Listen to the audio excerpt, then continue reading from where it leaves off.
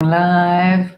I'm live. Hello, everybody. It's time for a Magnetic Monday Live. So hello, wherever you're watching, whether you're following along on my YouTube channel, be sure to give me a thumbs up and subscribe. And if you're watching along on my Facebook page or in the Manifesting Circle group, say hello. Say hi in the comments so I know you're here. And if you're watching the replay, give us a hashtag replay. So I decided to jump on today and talk about something that's a bit more philosophical, and but it's really, really, really important. And I want to hear what you think as well, because what I want to talk about is the real meaning of abundance. Like, what does abundance really mean? See, in my work, so the main thing I do is I run a program called Magnetic Money, and Magnetic Money is all about helping people get to a place ultimately where they know their money's under control, there's plenty more coming, they've got the systems in place, and they just stop worrying about it. And to me, that is a state of abundance. A state of abundance isn't about, necessarily having an incredible supercar or living in a mansion or any of that stuff. A state of abundance is reaching that inner peace where you have enough and there's always plenty, and that what you have now is actually enough and that there's plenty more coming. And you might find that in the back of your mind there's an argument going on going, well, no, it's not enough right now, Miriam, because I'm having trouble paying my bills or whatever, or I used to worry about money. And that's what I want to talk about. Why is that, and how is it that this society of ours actually programs us into that state of fear and lack? Because it does, it really does.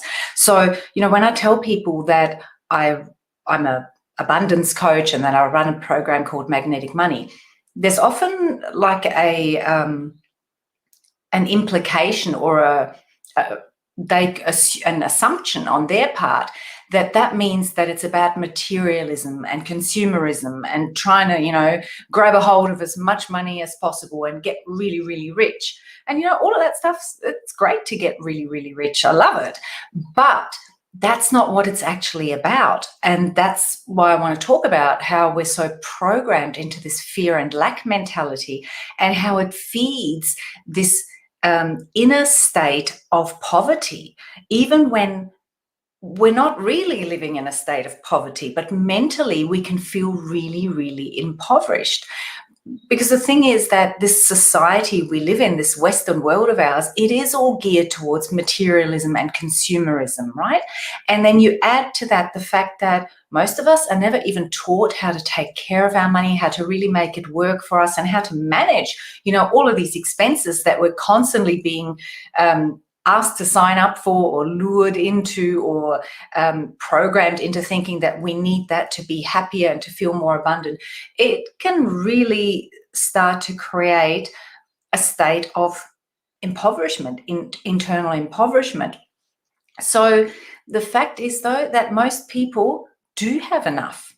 They have more than enough, but they don't feel like it's enough, and they certainly don't act like it's enough. And that's the really critical piece of the puzzle. Like, what is abundance really ultimately about? Because I promise you that if I just add an extra zero to your income, you're going to be pretty excited and happy for a while. But long term, it will not change that inner state. Because you know what? There's always more stuff to spend money on. There's always bigger cars, bigger houses, bigger holidays. We've got neighbors who've got helipads. And now we're like, oh, they must have put a helipad on the new house they've built across the road, because there's all these helicopters coming in and out, and that one helipad can't serve that. So there's always more. There's always more. Like, there is no ceiling. And, some of my friends and clients have lived like in the UAE and gone, oh, I just walked into a shop where they literally had gold iPad cases, like gold. Who needs a gold iPad case? But if you want one, you can have one. And if you can afford it and you have the money, you can have one. But what if you've been programmed to think that if you can't afford that gold iPad case, because everyone around you has one and they're blinging it all day long and they're posting it on their Insta feed, what if you've been programmed to believe that without that iPad case, you're missing something, that your life is somehow lacking. And I know that's a really extreme example, but that is kind of what happens to us. We're always looking to everybody else to kind of see how we're doing and how our life is going. Yes, on the financial side, but even on relationships, body image, health, everything. Like this whole society that is now so online and so social media driven, we've all got a horrible case of comparisonitis. So it's really perpetuating and amplifying that consumerism, that that materialism all around us, because the people who ultimately drive those platforms and fund those platforms and run the world are all about getting us to spend as much money on shit we don't need as possible. So what's the real meaning of abundance to you? Like, is it about buying more stuff? Because ultimately, if that keeps going, maybe you're going to find yourself being really upset that you haven't got the gold iPad case yet. Or is it about reaching that inner state of abundance where you just, you know that you're taking great care of the money that you have in your life. You know that you're really making it work for you. You know that you have all that you truly want and need, and you haven't been programmed into wanting stuff that you don't even want and need, and where you just relax and you don't worry about it anymore. To me, an abundant life isn't about what car I drive or the house I live in. I love my house. I love that I've got beautiful views and I'm surrounded by nature. But to me, a real state of abundance is like how I got to wake up this morning. There was no rush to get out of bed. I was like, yeah, I'm going to wash my hair today because it's time. And then, I start the day with yoga and meditation and a bit of journaling and a leisurely breakfast. And then I just tinkered a little bit because we've been away for the last week, and just did a little bit of random catch-up stuff. And then I was like, okay, right, now I want to do this video. And the only thing I have in my diary today is like one session with a one-on-one client that is basically a hard commitment. And other than that, my day is mine. And to me, that's abundance, because I remember what it was like to have to, get out of bed on a Monday morning, and it is Monday, right? And I feel great and I feel excited about my work, my business, and my life. And I remember what it was like to get up on a Monday morning, to be hating my life, to be hating my work, to have to dress in my corporate uniform and, drive into the city and battle the traffic and park in a really expensive car park and sit in an office in air conditioning all day long and work with people that didn't really stimulate me very much. Sorry if anybody's watching. And, do work that really didn't light me up, but that looked really good on paper because I was an engineer. I worked in corporate development. I reported directly to the board of directors of a national company, and it all looked really great on paper. And I had a great salary and lovely clothes and, big shopping sprees and fabulous holidays.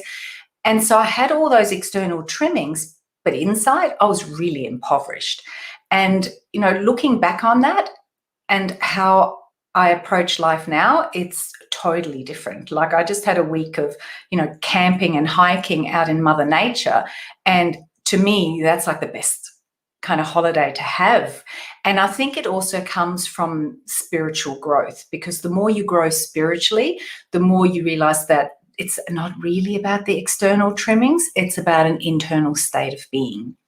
So, yeah, like, I'd love to know how you define. I haven't got any comments at the moment coming through, so sorry if you're commenting, I can't see them. But I'd love to know, like, if I asked you to define what abundance really means to you, what would it be? What would it be? My best attempt is kind of, that's why I made it the tagline for Magnetic Money: never worry about money again. That doesn't say I've got, $200 million in the bank, so I never have to worry about money again. There's no number associated with it. It's about a state. It's about a state of being. So, like I said before, most people don't feel like they have enough money, and they certainly don't act like they have enough money. They're driven by fear, by like and this is, and I'm not just talking about people who are maybe on modest incomes or literally stressing out when the bills come. I'm talking about people on multiple six figures, even seven-figure incomes who still think like this. I've been married to them. And, it's like, and I've been in families with them where it's like, seriously, how much more property, how many more assets, how much more cash in the bank, how many more luxury cars do you need before you stop stressing out over, this little bill over here?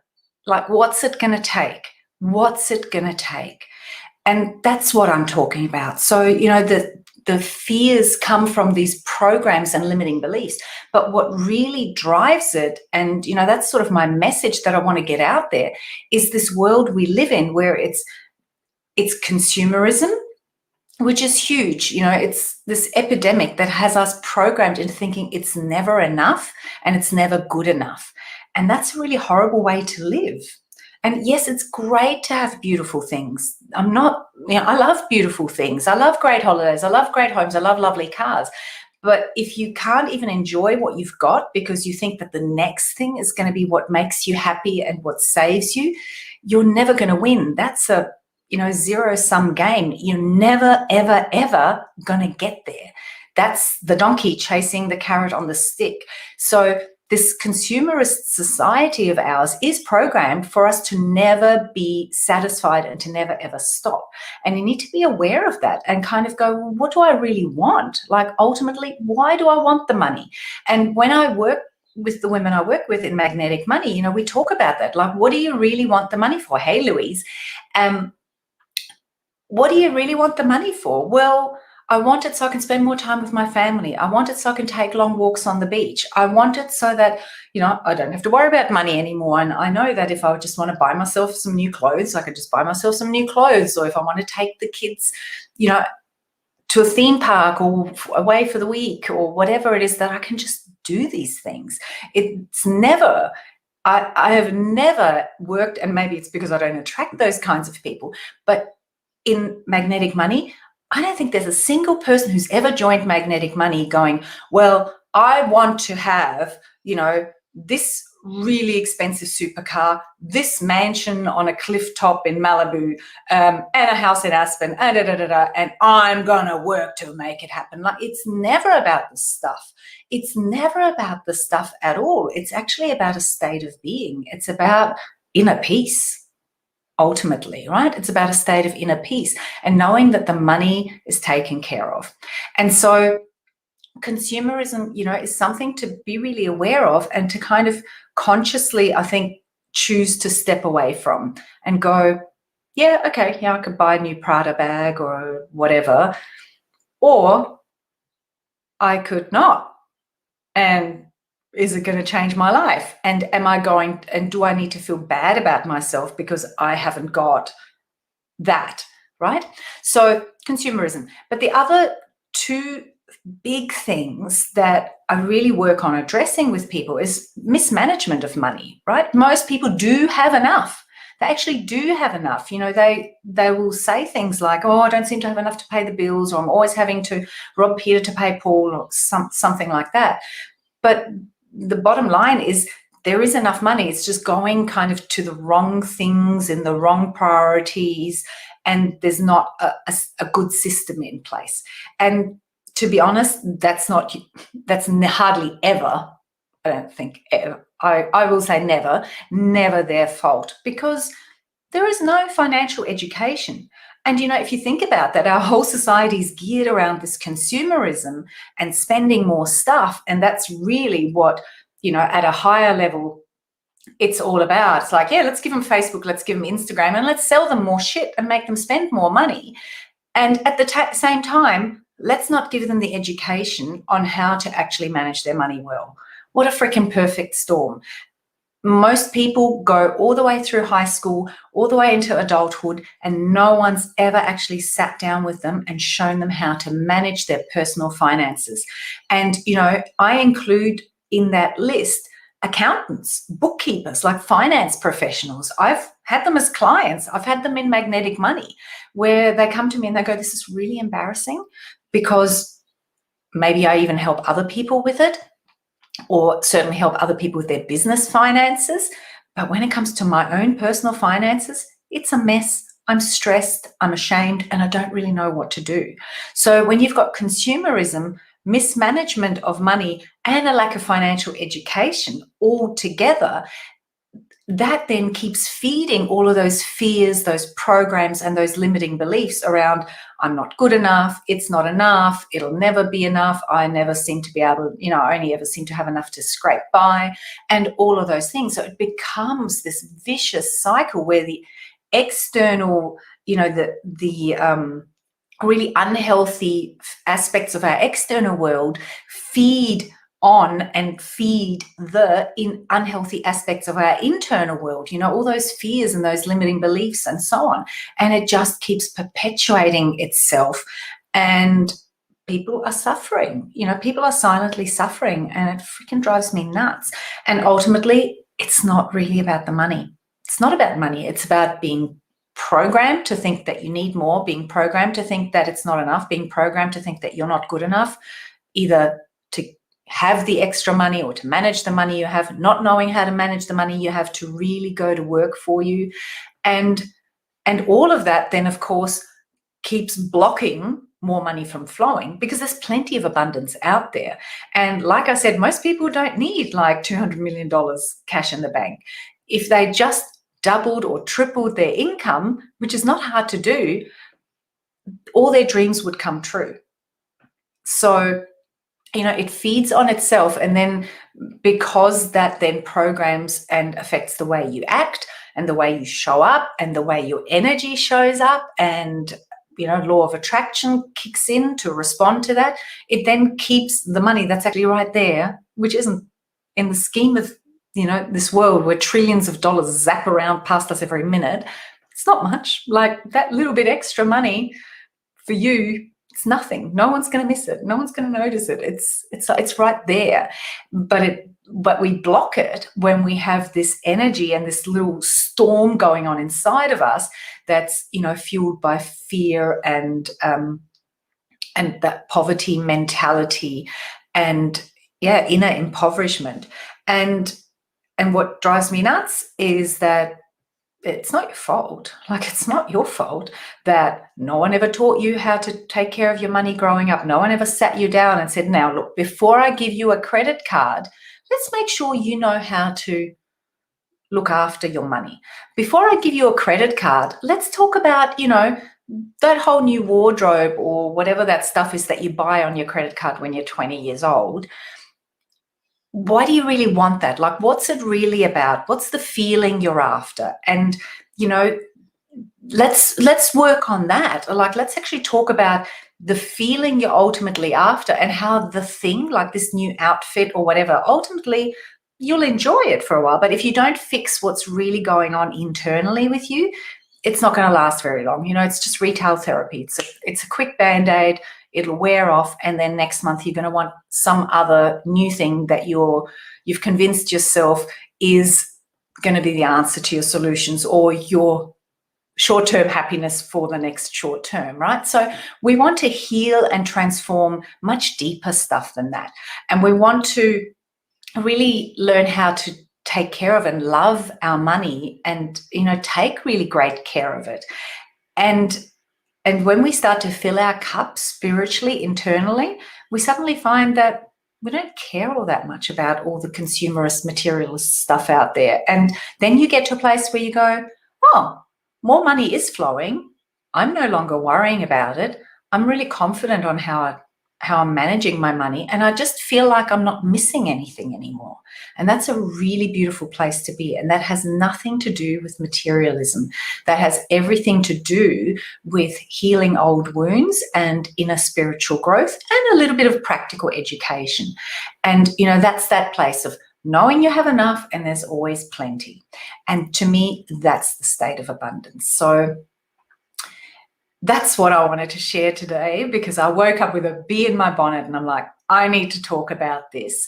And I also have been a bit acutely aware that whenever I tell people that I work with, entrepreneurial women and help them with their money, they often jump to a conclusion that it's about consumerism and materialism. And it's so the opposite of all of that. right? It's so the opposite of all of that. Having a really healthy relationship with your money actually is a demonstration and a sign of having a really good, healthy relationship with yourself, your self-belief, your self-worth, and all of those things. And money flows as a result of that. The money's kind of like an after effect, but it's actually a symptom. It is a symptom. And so it's really handy to use it to diagnose what's going on. And it's just always really cool when people get to the stage where they go, yeah, there's plenty more money flowing. But anyway, that's not what I'm really excited about. What I'm really excited about is that I just don't worry about it anymore, and that I know it's coming, and that when a bill comes, it's like, no big deal. And I just love that so much, So, yep, more money, freaking awesome.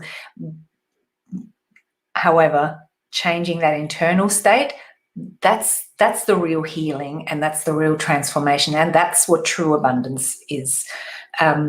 Definitely to me, definitely to the women I work with and that I attract. So if this resonates with you, I want to hear your thoughts. I want to encourage you to just spend some time going, what is abundance really like?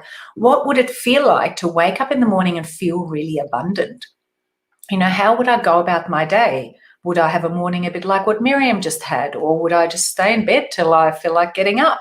Would I, what kind of work would I really want to do? How would I want to approach my work? Because we all want to work. We all want to be of service and show up and, shine our light and do what it is we're meant to do in this world.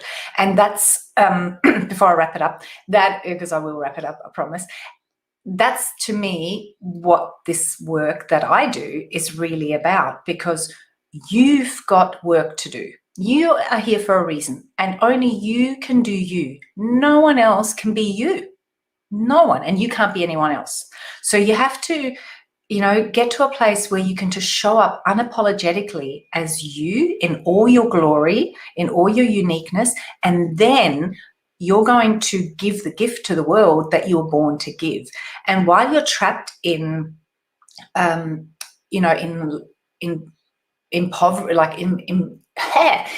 impoverished thought pattern and system, and in survival mode, I guess that's the best word. While you're trapped in survival mode, you can't do it.